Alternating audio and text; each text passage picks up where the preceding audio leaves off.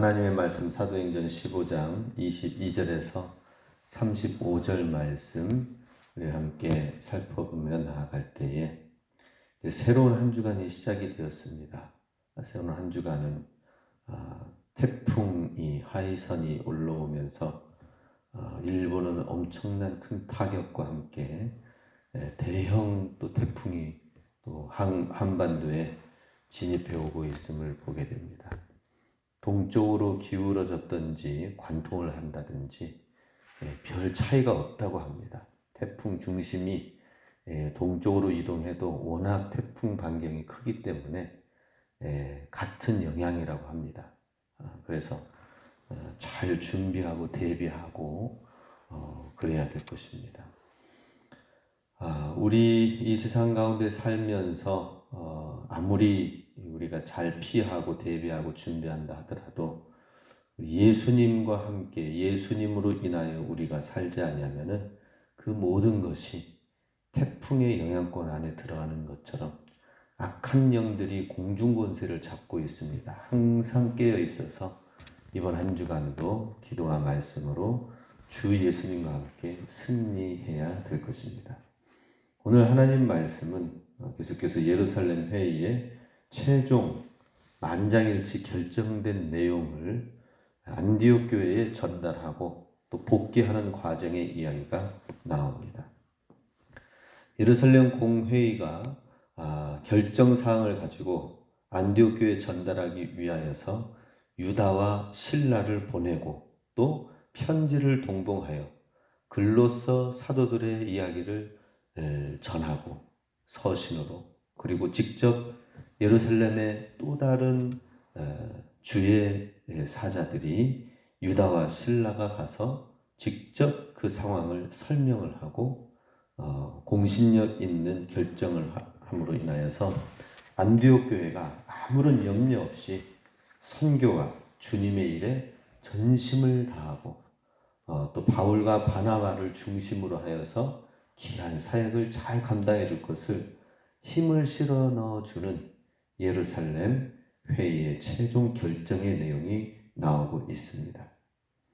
먼저 24절에 보면은 들은즉 우리 가운데서 어떤 사람들이 우리의 지시도 없이 나가서 말로 너희를 괴롭게 하고 마음을 혼란하게 한다 하기로. 가서 이제 편지한 쓴 내용 가운데에는 우리가 지시한 일도 없이 너희 가운데에 너희 이방인들의 마음을 괴롭게 하여서 이 믿음으로만이 구원이 아니라 율법과 할례를 통하여 해야 된다고 괴롭게 했던 사람들이 있는데 우리가 지시한 바가 아니다라고 이야기를 하고 있습니다. 교회의 가르침에 바로 배우거나 순응하지 아니한 다른 유대인들이 예루살렘 교회에서 파송하지 아니한 다른 유대 신도들 가운데 몇몇 사람이 가서 교회를 빙자하고 교회의 권위를 도용하여서 이야기하였다라고 말씀을 하고 있습니다. 이것을 갖다가 사자성어로 호가 호위한다라고 말을 합니다. 여우가 호랑이의 가죽을 쓰고 호랑이 행세를 하는 격이다. 그러니 사도들의 예루살렘 교회의 권위를 받지도 않았지만은 그것을 이용하여서 안디옥 교회에 멀리 떨어져 있으니 모르는다라고 생각을 하고 그렇게 찾아가서 했지만은 결국에는 그 회의 가운데에서 그들이 결국에는 거짓됨을 인정받지도 않고 지시도 없었는데 행한 모든 거짓된 것이 드러난 것을 보게 됩니다. 그래서 교회 내에서도 이것은 교회의 생각이다. 이것은 전체 성도들의 생각이다. 혹은 어떤 권위를 빙자해가지고 이야기하는 것, 그것은 참 위험하다는 것입니다. 그래서 우리 주님의 교회가 평안하고 안정하게 되어지는 것이 얼마나 중요한지 모릅니다. 어떤 일산에 있는 어떤 교회는 장로님과 목회자 간에 계속해서 어려움이 있었다고 합니다. 그 이유는 무엇인가? 교회의 개척 멤버가 장로님이셨고 그러기 때문에 오는 목회자들마다 계속 그 개척 멤버로서의 그 모습과 새로운 목회자와 계속 갈등이 있어 오고 또 나가고 그런 어려움이 계속 있던 교회의 모습을 듣고 하였습니다. 그래서 참 안타까웠습니다. 우리가 가지고 있는 권위가 무엇인가? 우리가 정말 가져야 될 권위는 무엇인가? 정말 예수 그리스도의 말씀 앞에서 하나님 예수 그리스도가 교회의 머리가 됨으로 인하여서 다 순종하여 하나님 앞에 나아가야 된다는 것이죠. 로마서 12장 3절 말씀에 내게 주신 은혜로 말미암아 너희 중 각 사람에게 말하노니 마땅히 생각할 그 이상의 생각을 품지 말고 오직 하나님께서 각 사람에게 나눠주신 믿음의 분량대로 지혜롭게 생각하라. 사실 바나바와 바울은 어떤 사람들이었습니까? 25, 26절의 말씀을 하고 있습니다. 사람을 택하여 우리 주 예수 그리스도의 이름을 위하여 생명을 아끼지 아니한 자인 우리가 사랑하는 바나바와 바울과 함께 너희에게 보내기를 만장일치로 결정하였노라.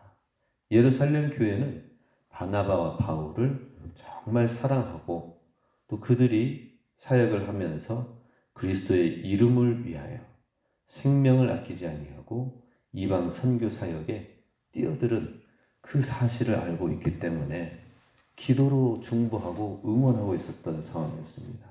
근데 이런 이야기를 듣고 회의를 해보니까 전혀 다른 상황이 펼쳐지게 된 것이죠. 그래서 만장일치로 바나바와 바울을 지지하는 목소리를 내는 것을 보게 됩니다.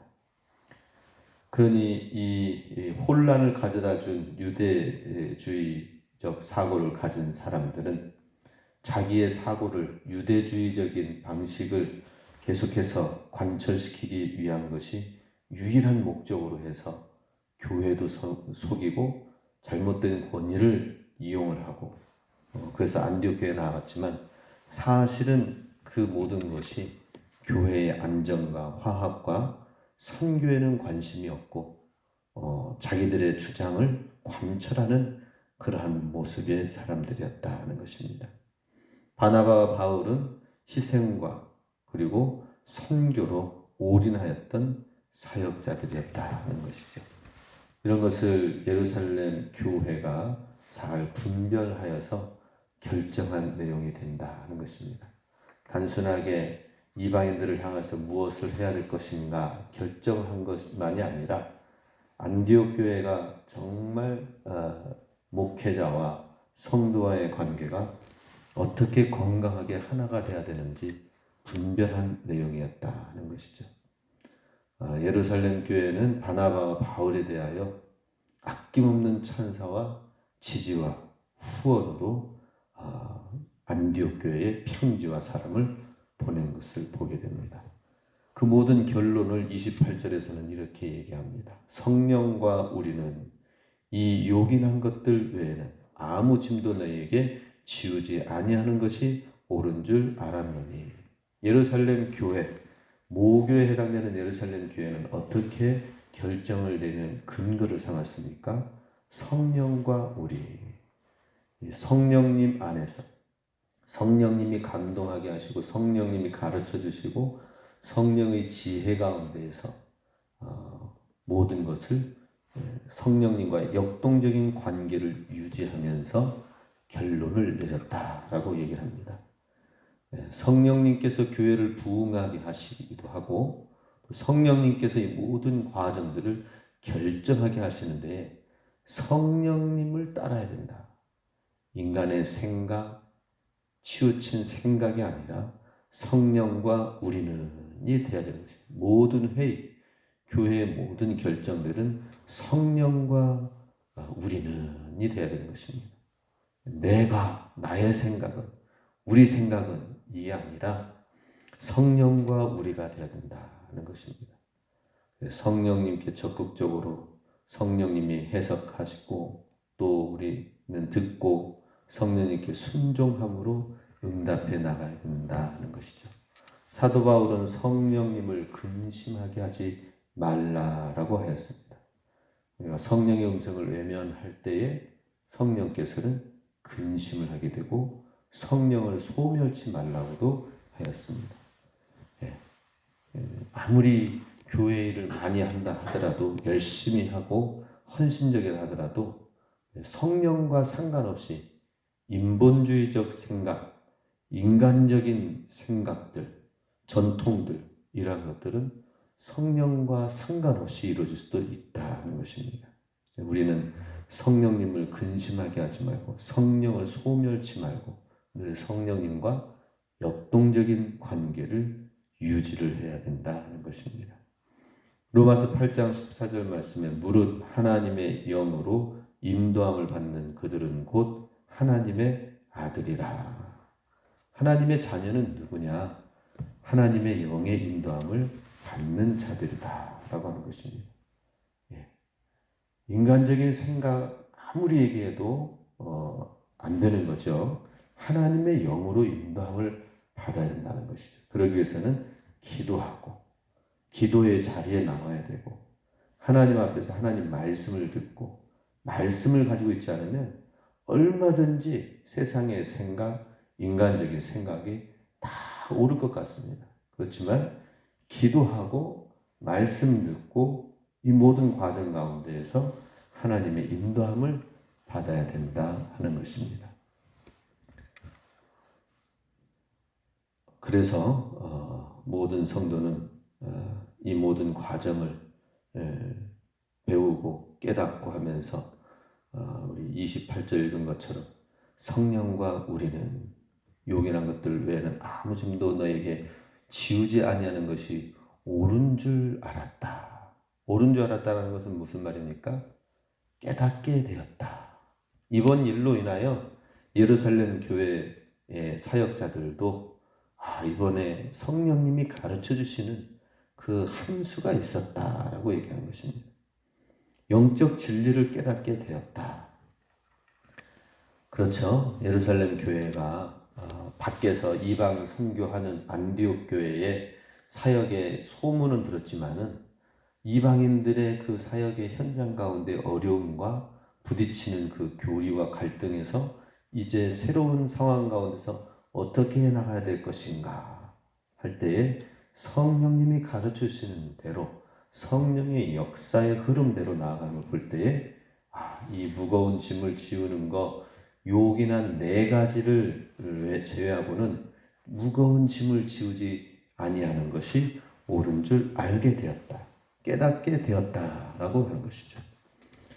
이 귀한 예루살렘 교회 사역자들도 이 회의를 통하여서 하나님이 우리에게 깨닫게 해주시고 깨닫게 하신 것을 결정하여 전달합니다 라고 이야기를 하고 있습니다. 우리는 모두가 다 영적 진리를 깨달아가는 그 도상 위에 있는 사람들입니다. 영적 진리는 우리가 살아가는 삶의 과정 가운데서 이 상황은 어떻게 해야 되지? 교회의 이런 상황은 어떻게 해야 되지? 다 다릅니다. 그런 상황 속에서 성령님께서 깨닫게 해주시고 가르치시면서 이 상황에서는 이렇게 해야 옳구나 하는 것을 알게 해주시는 것이죠. 그래서 우리는 깨닫는 영적 진리를 깨닫는 도상 위에 있는 사람들이다 하는 것입니다. 안셀름이라는 중세의 신학자는 나는 알기 위해 믿는다라고 얘기를 했다고 합니다. 우리가 다 알아서 믿는 것이 아니라 하나님을 알기 위해서 나는 믿습니다. 그렇죠? 우리가 질병을 겪고 나서 하나님을 더 깊이 알게 됩니다. 나의 부족함과 나의 연약함과 나의 본성을 또 알게 됩니다. 또 실수와 실패를 통하여서도 깨달으면서 더 올바른 길로 가게 되고 어려운 사건을 통하여서 경험하면서 하나님을 알게 되는 것입니다. 호세아 6장 3절 잘 아시죠? 그러므로 우리가 여호와를 알자. 힘써 여호와를 알자. 그의 나오심은 새벽빛같이 일정하니 비와 같이 땅을 적시는 늦은 비와 같이 우리에게 임하시리라. 하나님을 알기를 힘쓰도록 호세아 선지자도 외쳤습니다. 그리고 이 모든 과정에서 또 마지막 35절 말씀을 보면 바울과 바나바는 안디옥에서 유하며 수다한 다른 사람들과 함께 주의 말씀을 가르치며 전파하니라. 예, 바울과 바나바가 이제 안디옥 교회에 들어와서 마지막 결론은 무엇입니까? 이제 안디옥 교회에 정말 예루살렘 회의를 통하여 철저하게 잘 입증되고 열렬한 지지를 받고 다시 사역에 임하게 될 때에 바울과 바나바가 더 열심히 주의 말씀대로 가르치려고 함과 동시에 또 수다한 다른 사람들과 함께 주의 말씀을 가르치고 전파했다. 여기 수다한 다른 사람들 가운데서는 또 예루살렘에서 보내온 사람들이 있죠. 그 사람들이 같이 함께 유다와 실라라고 했죠. 유다와 실라도 함께 보내서 이야기했는데 이들도 선지자다라고 했습니다. 선지자, 하나님의 말씀을 가지고 깨우치고 32절에 유다와 실라도 선지자라 여러 말로 형제를 권면하여 굳게 하고 이렇게 이런 말씀을 전하는 사람들이 세워졌던 것처럼 바나바와 바울이 또 안디옥에서 또 다른 사역자들도 같이 이렇게 세우면서 공동으로 주의 사역을 잘 협력하여 감당하다가 바울은 또 싹 그 자리를 비우고 또 선교 여행을 가게 되는 것을 보게 됩니다. 안디옥 교회 한 자리 차지하면 얼마나 편안하고 부흥하는 교회 마음이 편안하겠습니까? 뿌듯하겠습니까? 그런데 그 자리를 놔두고 또 사도 바울은 사역자들을 함께 동역하며 말씀을 가르치다가 선교 사역에 떠나가는 것을 보게 됩니다. 바울의 중심은 오직 예수 그리스도 한 분의 사역과 영광과 그 사명을 감당하기 위한 것이다. 우리의 중심도 그렇습니다. 저의 목회의 중심도 그렇습니다.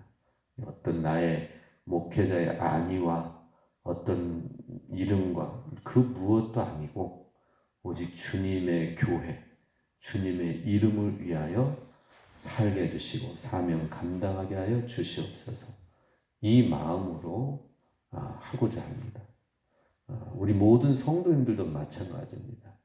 주님의 영광 위하여 살게 하여 주시옵소서. 어제 씨팀나무의 이야기처럼 주님께 쓰임받는 것, 쓰임받는 것이 얼마나, 쓰임받기를 원하는 것, 쓰임받는 것이 얼마나 귀한가 하는 것입니다. 이번 한 주간도 주님께 기도하면서 성령과 우리는 이렇게 주님과 동역하고 동행하는 한 주간이 되시고 주님께 쓰임받으시는 저와 여러분 우리 교회가 될 수 있게 주님의 이름으로 축복합니다. 아멘.